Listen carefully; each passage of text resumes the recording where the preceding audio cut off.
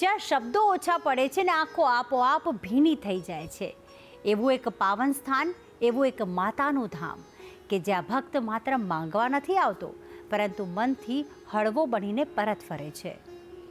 આજે ભક્તિ સંદેશમાં આપણે પહોંચ્યા છીએ સુરતના ભાગળ વિસ્તારમાં આવેલા માં અંબાજીના પવિત્ર મંદિરમાં. આશરે 700 વર્ષથી અડગ શ્રદ્ધા અને અખૂટ વિશ્વાસનું પ્રતીક બનેલું આ મંદિર આજે પણ ભક્તોના દુઃખ સાંભળે છે અને મનોકામનાઓ પૂર્ણ કરે છે. તો આવો માં અંબાના પ્રાચીન અને પાવનધામના દર્શન કરીએ. સુરતના ભાગળમાં આવેલ છે અંબાજી માતાનું ધામ.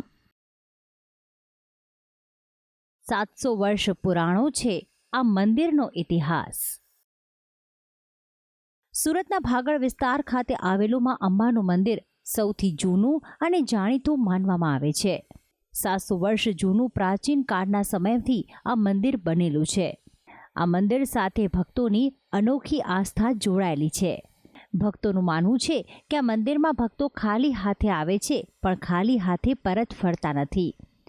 એક માન્યતા પ્રમાણે 600 વર્ષ પહેલાં સુરત ખાતે ચઢાઈ કરવા આવેલા શિવાજી મહારાજે પણ પહેલાં અંબાજી મંદિર ખાતે માતાના દર્શન કર્યા હતા અને તેમના આશીર્વાદ લીધા હતા. તેમજ જાણીતા જગતગુરુ શંકરાચાર્યએ પણ માતાજીના દર્શન કર્યા હતા.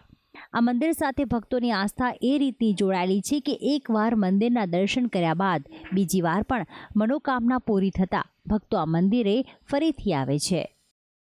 આ માતાજી અસલમાં અમદાવાદથી આવેલા છે.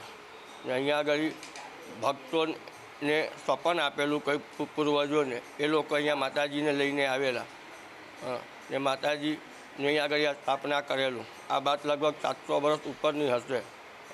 ને ત્યારને અહીંયા આગળ લોકો માતાજી પાસે આવે છે ને માતાજીની એમનું કામ પૂરું પાડે છે. નિત્ય કરવામાં આવે છે માં અંબાનો અભિષેક. માતાજી દરરોજ જુદા જુદા વાહનો પર થાય છે બિરાજમાન. સુરતનું માત્ર એક જ મંદિર છે જ્યાં માતાજીને દરરોજ અભિષેક કરવામાં આવે છે. માતાજીને અલગ અલગ શણગાર કરવામાં આવે છે અને માતાજીને 7 દિવસ અલગ અલગ વાહનો પર બિરાજમાન કરવામાં આવે છે. રવિવારે વાઘ ઉપર બિરાજમાન કરવામાં આવે છે, તો સોમવારે નંદી વાહન, મંગળવારે સિંહ, બુધવારે બરઘાનું વાહન, ગુરુવારે ગરુડ, શુક્રવારે હંસ તો શનિવારે હાથી મૂકવામાં આવે છે. આ રીતે માતાજીના અલગ અલગ વાહનોને ભક્તોના દર્શન માટે મૂકવામાં આવે છે. मुझे माता जी के मंदिर में आके बहुत अच्छा लगता है और मैं जब भी पीयर आती हूँ तो माता जी का दर्शन करके ही बॉम्बे जाती हूँ अपने ससुराल. उनकी श्रद्धा से मुझे बहुत कुछ मिला है और मुझे बहुत खुशी है यहाँ आने के बाद लगता है. મંદિરની પૌરાણિકતા વિશે જો વાત કરીએ તો 700 વર્ષ પહેલાં અંબાજી મંદિરના માતાજી પૂર્વજોને સ્વપ્નમાં આવ્યા હતા. ત્યારબાદ ખાસ અમદાવાદથી પૂર્વજો દ્વારા સુરત ખાતે માતાજીને લાવીને મંદિરમાં સ્થાપના કરવામાં આવી હતી. ત્યારથી જ ભક્તો માતાજીના દર્શન કરે છે અને માતાજી ભક્તોની મનોકામના પૂર્ણ કરે છે. ભક્તિ સંદેશ, સંદેશ ન્યૂઝ, સુરત.